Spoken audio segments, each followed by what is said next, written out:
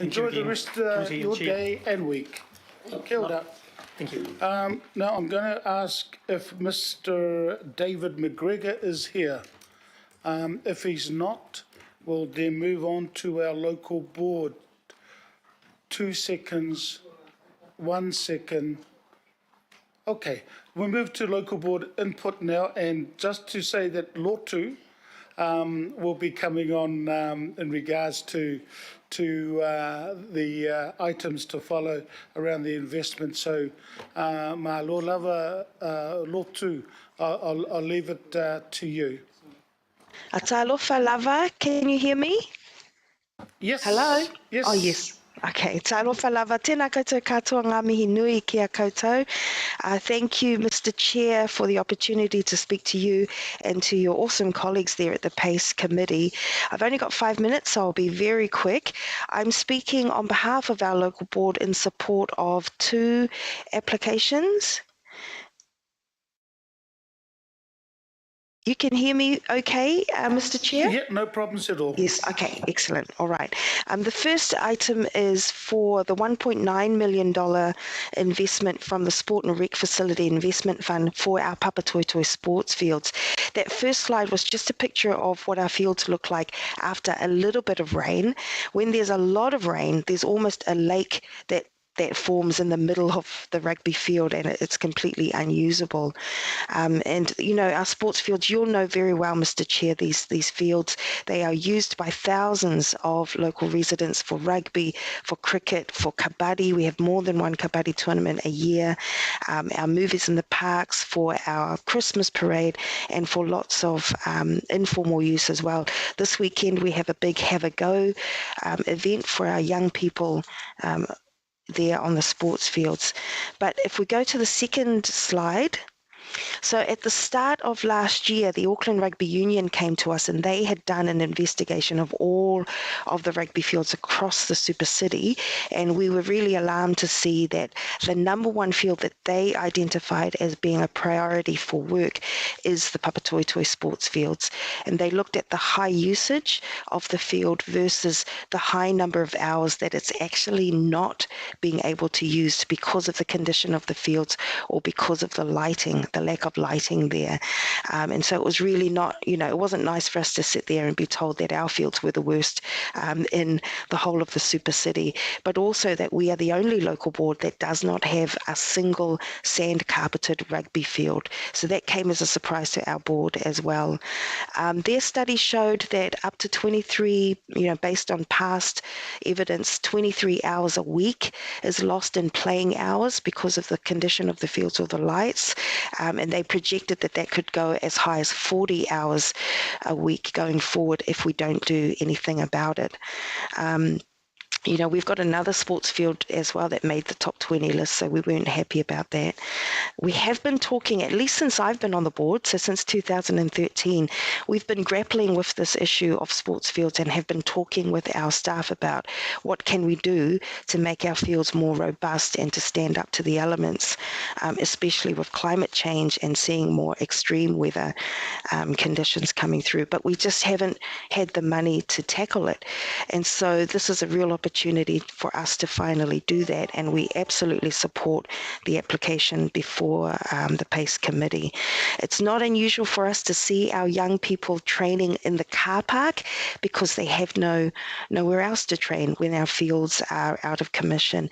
And on several occasions, our fields, you know, because they've been so bad, our home teams, our home games have had to be relocated to other sports fields, and that's not good too. You know, that's embarrassing for our locals, and not for Papatoetoe, but for one of our other teams in East Tamaki. They've even had to forfeit a game as a result of not being able to find an alternative sports field for their home games. So that's, you know, they've actually had to lose a game as a result of not having sand carpeted fields. So our board 100% supports this application. The next application on the next slide If we just go to the next slide, it's for the Colmar Charitable Trust, and they are applying for $80,000 for a feasibility study.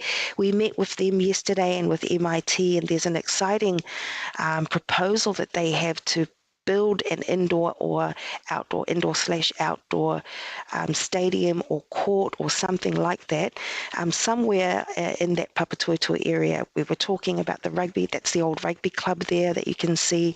It's it's a dilapidated building, as you can see, but there's also the Sutton Cress corner.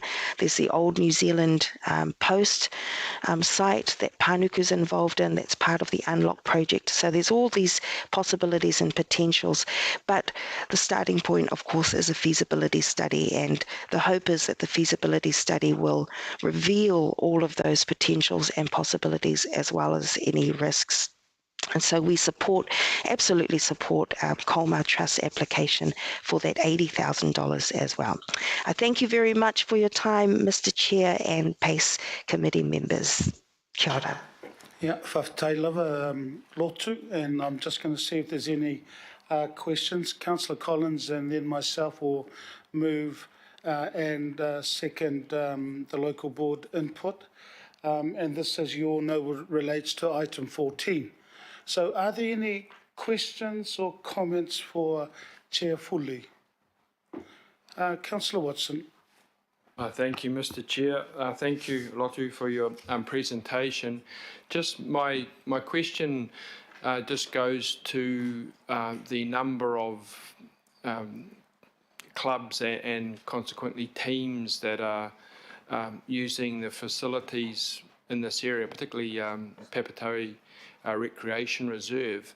I'm assuming that with the population dynamics, there's also quite a significant growth in the playing numbers and the number of teams that are actually getting fielded in this area, and particularly given the fact that there's a particularly high youth proportion of the community out there. So is that being reflected in the kind of club stats for the rugby, for the league, for the cricket, and I think of the cricket, the huge growth in the subcontinent players that are turning out, particularly for clubs like Papatoetoe.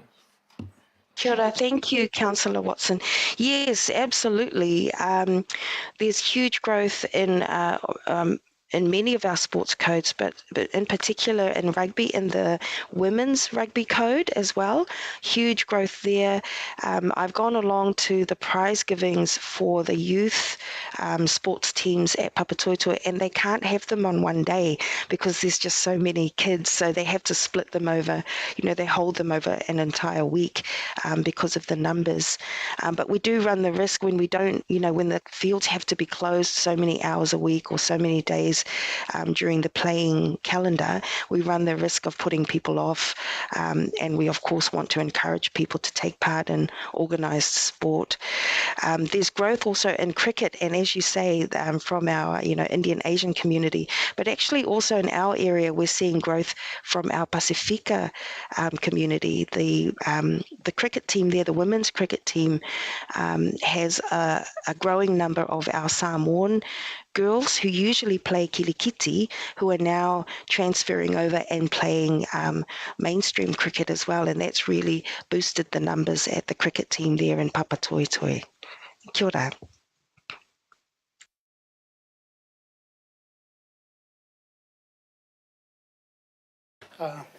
Thank you, Lotu. I don't think there's any further questions, and sorry, I just did some jazzercise. Apologies. So, no, there's no further, so it's been moved and seconded. I will put the motion. All those in favour? Against? Carried.